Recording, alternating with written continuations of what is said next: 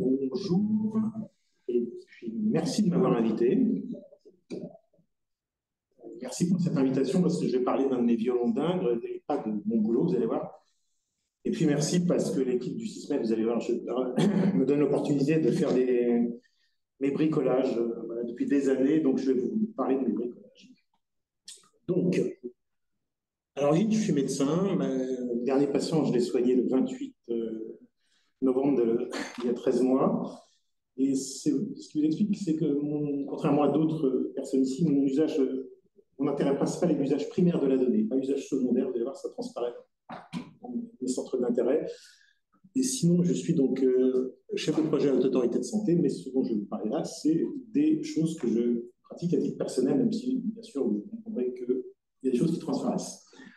Donc, mon intérêt, c'est le numérique de santé. Et aujourd'hui, le numérique de santé, c'est très, très large, c'est très grand. Et donc, on voit beaucoup de choses avec une offre profuse. Il n'y a pas de catégorisation consensuelle des produits. Il y a des technologies qui sont très, très différentes. Aujourd'hui, parlait beaucoup d'IA, mais il y a d'autres choses. Tout à l'heure, dans Samuel, vous avez vu qu'il y a des histoires aussi de télésanté, de communication, etc. Il y a des supports variés, des smartphones, des applications embarquées, du cloud, de tas de choses. Il y a beaucoup d'acteurs. Professionnels de santé, établissements, patients, parce que patients aussi parfois jouent avec, des éditeurs industriels, des administrations et bien sûr ici des chercheurs. À côté de ça, eh bien, il y a une régulation qui est terriblement complexe. Je suis désolé pour les jeunes qui sont ici, mais vous allez vous engager sur un secteur où, malgré un horizon clair et des perspectives de trajectoire fixes, vous allez voir que le terrain est miné. C'est un truc absolument invraisemblable. Et donc, il y a une palanquée de règlements divers et variés. Donc, il y a le RGPD. Il y a bien sûr tout ce qui est interopérabilité structurelle et sémantique, si vous connaissez bien la sémantique. Mais il y a aussi quelque chose qui s'appelle le marquage CE, qui a été évoqué tout à l'heure, donc qui peut concerner les dispositifs médicaux, mais aussi dans un certain nombre de cas, les dispositifs de diagnostic in vitro, qui sont marqués aussi. Bien évidemment, tout ça est plus ou moins pris en charge par la sécurité sociale, parce que vous êtes dans un pays où il y a une sécurité sociale qui compte beaucoup dans le circuit économique. Dans une ancienne vie, je me suis occupé de quelque chose qui s'appelait les certifications logicielles HAS, mais vous avez aussi d'autres choses. Vous avez aussi le règlement sur l'intelligence artificielle Europe, vous avez l'espace européen de données de santé, vous avez des États qui prennent des rôles variables dans toute cette affaire. Et donc, assez vite, pour moi, la question était de s'intéresser à une littérature que j'avais qualifiée de grise, et qui est bien plus grise que celle du SISMEF. Celle dont je vais vous parler, c'est des choses beaucoup moins fiables que ce qu'on a dans le SISMEF. Et dont la maturité est variable, avec des choses qui relatent éventuellement des expérimentations, des startups qui arrivent sur le marché, qui vont proposer leur affaire et avoir des durées de vie variables. Donc le tout, ce dont je vais vous parler, est adossé à une plateforme qui est collaborative, que je ne vous montrerai pas, parce que ce n'est pas l'objet. Elle est là, derrière le plan, derrière l'URL qui fonctionne. Et cette plateforme elle a l'avantage de gérer les copyrights et les ressources pour permettre aux gens de voir que ce qu'ils ont le droit de voir. Pour les ressources, et pareil pour les terminologies. C'est-à-dire que là-dedans, on va pouvoir rentrer des terminologies comme la SNOMED, comme la CISP, etc., mais vous verrez que les terminologies qui sont en rapport avec vos droits. Comme je suis de la vieille école, c'est développé en PHP, donc malgré tout, je passe en PHP 8 ce mois-ci, voilà, ça me gradait régulièrement. C'est du NoSQL et j'y reviendrai là-dessus sur une base MongoDB parce que ça empêche d'être gratuit, mais pas parce que c'est meilleur. Là-dedans, ce qu'on appelle une ressource, ça peut être plusieurs choses. Ça peut être ce qu'on appelle déjà du multimédia, c'est-à-dire des pages HTML, PDF, exactement la même chose que ce que vous avez évoqué, mais ça peut être des URL parce que quand on parle de ressources, par exemple, sur un entrepôt de données de santé qui laisse de l'open data, on chope l'URL, on ne va pas l'inscrire complètement. Et ça peut être aussi des textes, des vulgaires textes qu'on tape dans la plateforme. Donc, copie. Les contributeurs sont des humains, pour la plupart d'entre eux, mais ça peut être des applications, c'est-à-dire qu'il y a certaines applications qui ont la capacité d'échanger avec cette plateforme collaborative, et je vais y revenir parce que c'est ça dont je veux parler essentiellement. En tout cas, cette plateforme, elle permet de gérer les droits en lecture et en écriture, en trois choses, en lecture, en contribution, en validation. Il y a 3 niveaux pour gérer une ressource. Cette plateforme existe à 3 instances. C'est une application de production, c'est celle dont on verra. Il y a une application de développement, c'est comme partout. Et il y a une application entrepôt qui sert à faire le réapprentissage, la notation, etc., que je ne peux pas faire sur la plateforme de production parce que sinon, j'obtiendrai un délit de service. Ah oui, alors, l'application entrepôt, quand elle est capable d'apprendre et de réannoter, elle va agir comme un contributeur. C'est un des contributeurs, comme un contributeur. je vais parler d'un autre contributeur, c'est l'indexeur. Alors cet indexeur, c'est un contributeur qu'on nourrit avec deux types de choses, qu'on nourrit soit avec une URL, soit avec du texte. Si on lui donne du texte, c'est assez facile, il l'envoie à l'ECMD, d'accord, et l'ECMD nous envoie donc des terminologies, c'est un annotateur, d'accord. Ces terminologies vont arriver dans un moteur de règles, on va voir après. Si on la nourrit avec une URL, l'URL va aller chercher la dépêche de presse, ça peut être gratuit ou payant, d'accord, va l'uploader, le standardiser, c'est-à-dire enlever les pubs, les images, tout ce que je ne peux pas coder, et l'envoyer à la CMT. Elle va aussi récupérer les index de l'éditeur, parce que l'éditeur lui-même, souvent, il indexe. Il dit ça parle de ça, ça parle du DMP, ça parle du référentiel moteur de médicament, il l'utilise l'éditeur. Et c'est l'ensemble qui arrive au moteur de règles. Alors, le moteur de règles, il va prendre ce que nous donne le CMT, les index de l'éditeur.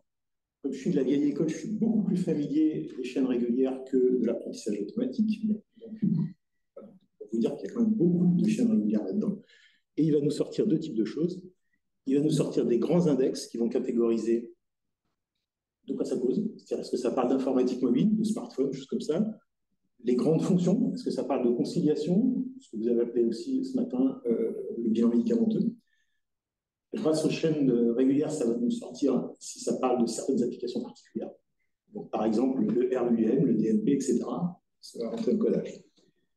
Et puis, ça va nous sortir les terminologies. Alors, il y en a certaines qui viennent quasiment directement de la CMT. Vous connaissez la CIM10, la CIM11, la CISP, la SNOMED, la NORINC, l'Orphelette. J'en parlerai après succinctement. Et ça va nous fabriquer deux types de terminologies, notamment, qui sont intéressantes pour les usages qu'on a. Ça va nous mettre ça dans les ALD. Vous savez que l'ALD, c'est la catégorisation des maladies longue durée pour la sécurité sociale.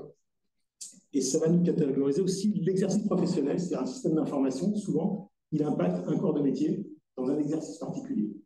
Donc, on va coder. Donc, là, je ne parle pas de la maladie, hein, parce que vous pouvez avoir beaucoup de systèmes, par exemple, en cancérologie, vous avez beaucoup de systèmes de cancérologie qui, en fait, impactent le radiologue. Parce que simplement, il l'aide à faire son diagnostic. Le cancérologue, lui, il n'est pas trop touché. Alors, quand je parle des professions, ce sont toutes celles du Code de santé publique. Et c'est plutôt le contexte d'exercice. C'est-à-dire, pour pharmacien, on va dire si c'est pharmacien officinal ou pharmacien hospitalier. On va différencier gynécologie et obstétrique, parce que ce n'est pas tout à fait les mêmes applications. On va différencier SMUR et urgence. On va différencier anesthésie et réanimation. D'accord? Ce n'est pas exactement les DLS. Vous avez vu qu'il y a des grands index de l'application en dehors des terminologies à droite en haut à droite. Ces grands index, il y a trois grandes familles. Il y a tout ce qui a rapport avec la fonction de l'objet.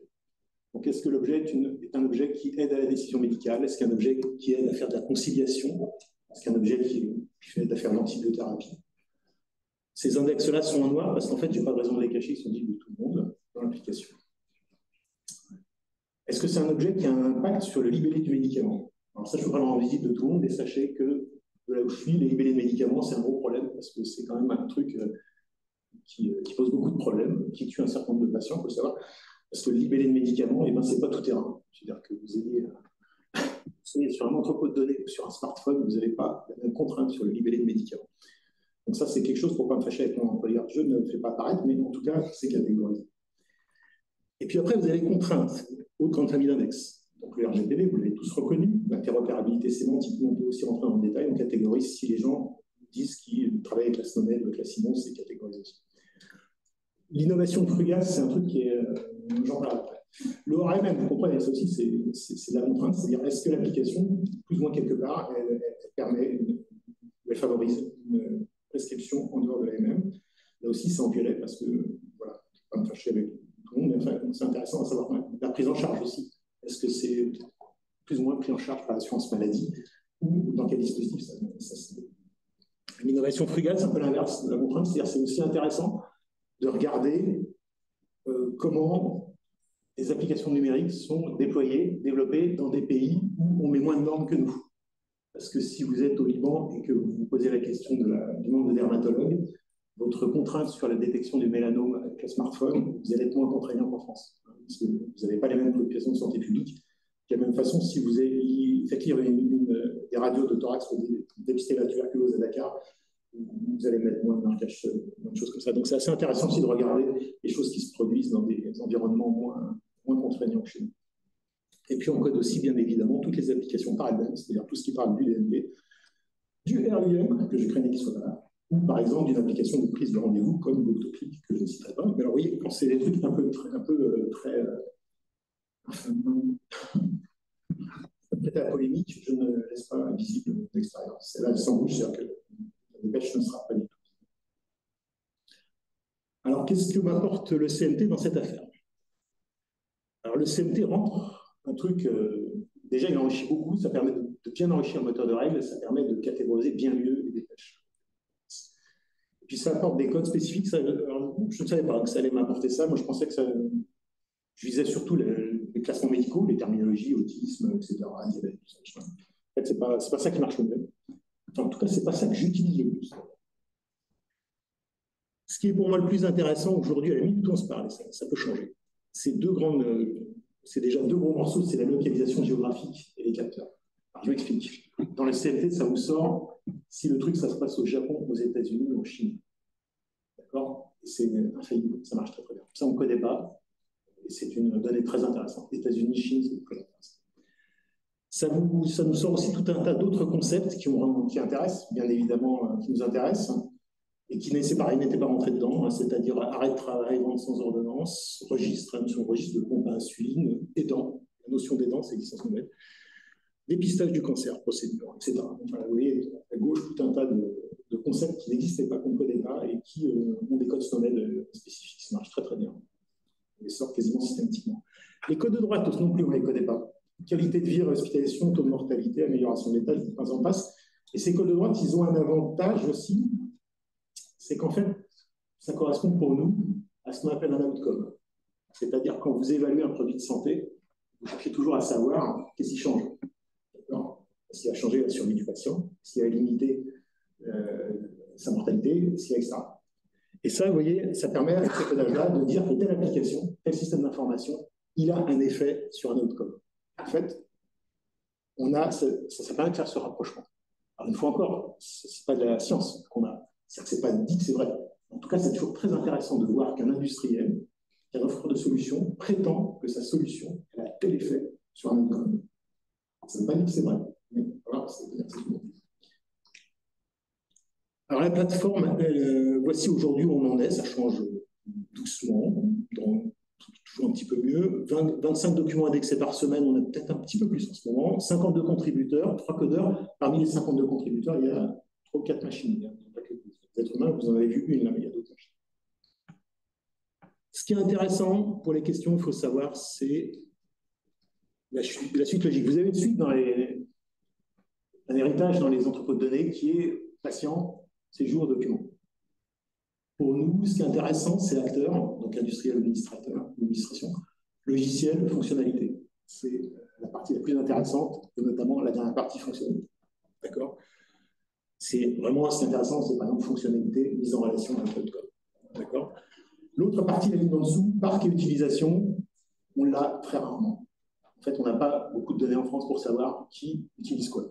D'accord? C'est souvent du déclaratif et on n'est pas vraiment sur la fiabilité de la donnée très faible. Avec ça, on fait à peu près 2 requêtes par semaine. Et ce qui sort de ça, c'est des synthèses rédigées, un petit paragraphe qui tient dans un mail avec quelques URL emblématiques. Vu ce qui est rentré dedans, l'usage de la plateforme n'est pas du tout du quantitatif. On ne peut pas faire de statistiques. Et ce, pour plein de raisons.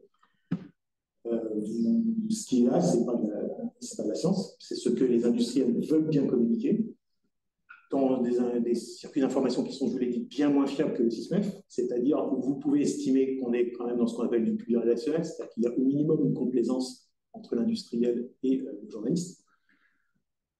Et donc là, il faut une certaine expérience. De base, depuis qu'on fait ça, on n'a jamais eu de mensonge. En revanche, ce qu'on a, c'est de la donnée partielle. C'est-à-dire que l'industriel ne va déclarer au journaliste que ce qu'il arrange. Le reste, il va en parler. L'administration, c'est pareil. C'est ça le plurirédactionnel, c'est la donnée manquante, c'est pas le mensonge. Et puis, on est sur un secteur qui est de la veille, donc en fait, les choses évoluent beaucoup. Il y a beaucoup d'applications nouvelles, beaucoup d'acteurs nouveaux. beaucoup de fonctionnalités nouvelles. Vous avez vu aujourd'hui, voilà, on a mis l'intelligence artificielle générative, c'est un index qui est rentré il y a 18 mois, quelque chose comme ça. Voilà. Ça disait avant, on ne connaît pas l'intelligence artificielle générative. Donc, un index à peu près toutes les 3,5 semaines, un par mois. Le moteur de règles est modifié tous les 15 jours parce que ça change énormément. D'accord, la façon dont les journalistes écrivent les dépêches, ça change tout le temps. Donc, ce n'est pas du tout quelque chose qui est stable. Il faut savoir aussi que les éditeurs, quand on veut normaliser la dépêche de l'éditeur, qui contient donc des pubs, de l'image, etc., machin, ça, il va changer son skin de site internet, il va changer à peu près tous les 2 ans, et là, il faudrait écrire un paquet, il faudrait écrire un certain nombre de chaînes régulières là-dessus.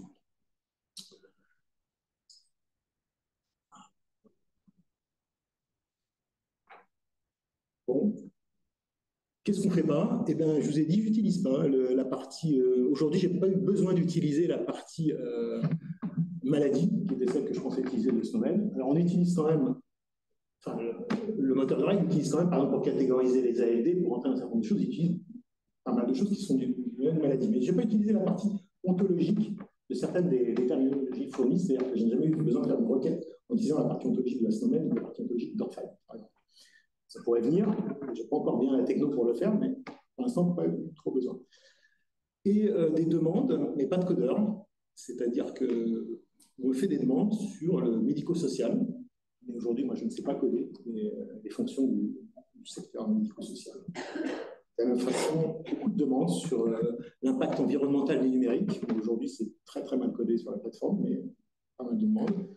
Quelques demandes sur les expositions aux risques environnementaux, que ce soit le risque environnemental exposé à chacun ou celui qui est dans le cadre des professions. Parce que là aussi, il y a beaucoup d'offres numériques sur ces questions qui commencent à arriver, qui ont encore besoin d'être rangées, entre guillemets. Et aussi, pareil, c'est sur l'activité physique et sportive que je ne sais pas bien coder. Pas mal d'offres, des villas qui là, cachées, là, qui ont une offre sur cette partie-là, qu'on ne sait pas bien coder, donc difficile de retrouver derrière. Voilà. Eh bien, je crois que j'ai fini. Je ne sais pas ce que vous avez pensé de cette présentation. J'attends vos questions avec attention. Merci beaucoup. Il y a des questions dans la salle? D'autres agences n'osent pas, c'est ça? Alors, moi, je vais te poser une question quand même. Peut-être que tu vas mettre les pieds dans le plat. Vas-y, vas-y. Est-ce que tu l'as insinué plusieurs fois au départ? Pourquoi, à ton avis, la HAS ne s'intéresse pas à ça de façon officielle? Ah, tu n'es pas obligé de répondre. Ouais, alors maintenant qu'on m'a dit que c'était enregistré, je vais être gêné en plus, parce que j'ai posé la question, je vais couper après.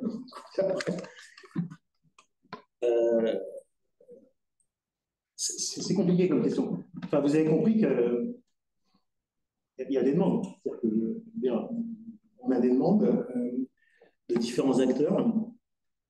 La question que tu poses, c'est une question qui est celle de, j'allais dire, plus de la numérisation de nos administrations. Nos administrations évoluent traditionnellement sous la forme de papier. D'accord? Le circuit total de validation d'une administration comme la nôtre, mais comme les nôtres, parce que je pense que même les administrations qui s'occupent d'informatique font comme ça, ont un processus qui valide du papier. Et de toute façon, toute la chaîne de validation, que ce soit le groupe de travail, la publication sur le site, etc., valide du papier. Alors, quand vous passez au PDF, vous ne le brusquez pas fortement, hein, ça va, on reste dans la même dimension. En revanche, quand vous changez, ça pose des questions, par exemple, du fait qu'il y a des questions qui sont sur des bureaux différents. Un système d'information qui est de l'aide à la décision, eh bien, ça peut vous aider à prendre la décision pour un patient, ça peut vous aider à prendre la décision pour une suite de patients, et donc pour être un indicateur. Ça peut vous aider à prendre des décisions pour rappeler un patient, pour faire de la vigilance. Ça peut vous aider à faire de la formation. Là, je vais déjà donner 4 exemples. Il faut savoir que c'est 4 articles différents dans le Code de santé publique, et c'est au moins 4 missions différentes dans une institution comme la mienne, et c'est 4 bureaux différents. Donc, le fait de dire qu'en informatique, le problème va être rassemblé, va trouver la même fonction, éventuellement une même sémantique, un même langage formel, quelque part, on n'est pas sur la façon de penser de l'administration. Merci beaucoup et je m'attends.